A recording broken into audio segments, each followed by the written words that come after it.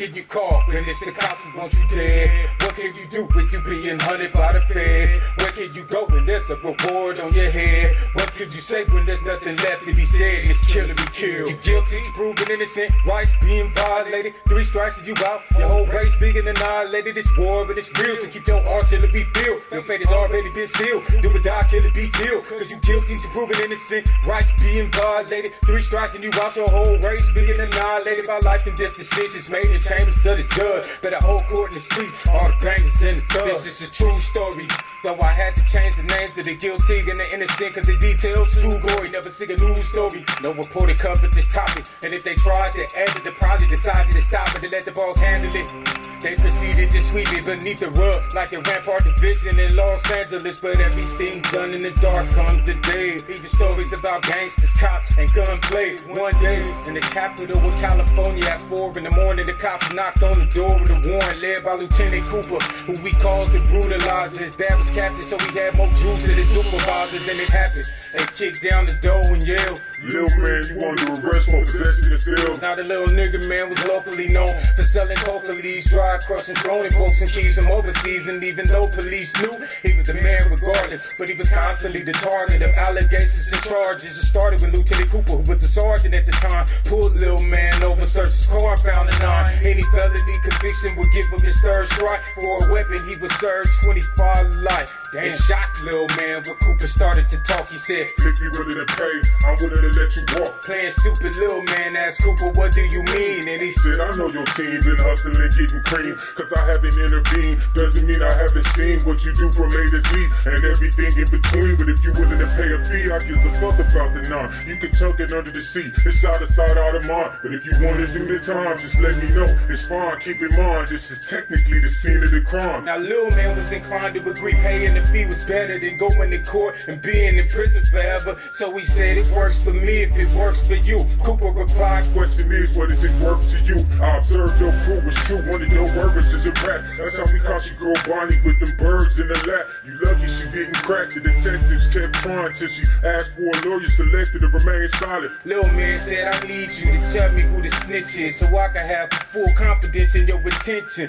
Cooper said, "I'll let you know it's an act of fake, but for any further info, you gonna have to crack the safe." The bottom line is Lil man was more than willing to pay $35,000 a week, which is $5,000 a day. As he got inside his car, opened it and drove away. In his mind, he can hear his dead brother say, "Who can you call when it's the cops who want you dead? What can you do when you being hunted by the feds? Where can you go when there's a reward on your head? What could you say when there's nothing left to be said? It's kill or be killed. You guilty, proven innocent, rights being violated. 3 strikes and you out, your whole race being annihilated. It's war, but it's real to keep your artillery filled. Your fate has already been sealed. Do or die, kill or be killed. Cause you guilty to proven innocent, rights being violated. 3 strikes and you out, your whole race being annihilated by life and death decisions made in chambers of the judge. Better hold court in the streets, all the bangers and the thugs. 5 years later, little man came up, took his money to the gave the drug game up, even bought a couple buildings, put some stores in the hood, and gave money to the mosque, cause his mama said he should. He wanna balance out his skills for all the evil that he did, except for killing ice cold back when he was just a kid. After he shot him, he spotted them duffel bags propped in the backseat, but he got home and opened them. All he saw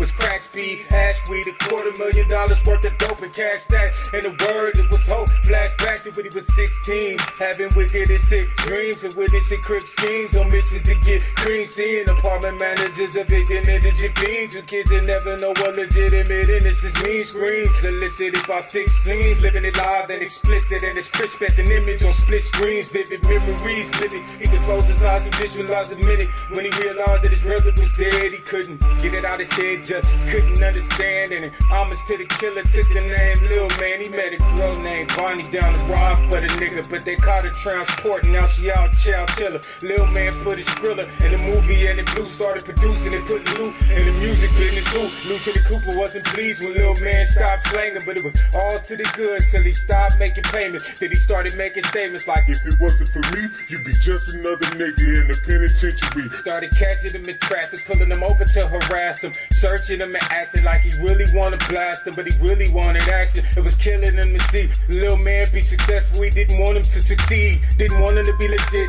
I attributed it to greed. He made a promise to himself to bring the nigga to his Then it happened. They kicked down the door and yelled. Lil man, you under arrest for possession of cells. But the Lil man already bailed. He was nowhere to be found. They searched the whole house, turned it upside down, and they didn't find a thing, not a scale, not a beam. Seemed he kept his home clean, so they had to clear the scene. Could've seen steam coming out of Cooper's ears. He was embarrassed to appear like a fool to his peers, but he had an idea where he could find Lil man. He contemplated for a minute and devised a little plan. He did his own stakeout, and just like he thought, he spotted Lil man alone walking out the mosque. He followed him, but he had no intentions to collar him, and it wouldn't even bother him, and at least fit to slaughter him. He caught him in the parking lot about to start his car, put his lock out and shot his stop right where you are. Lil man put his hands up, he saw it in his eyes, he knew he was gonna die. Lieutenant Cooper Sod said we had a nice thing going, it was all good. I even told you when the task force was raiding y'all hood. Actually, it's our hood, man, I grew up here too. Police Academy was simply a career move. It's true, we barely make enough, loot a couple pills and expensive confiscated drug money, test your will,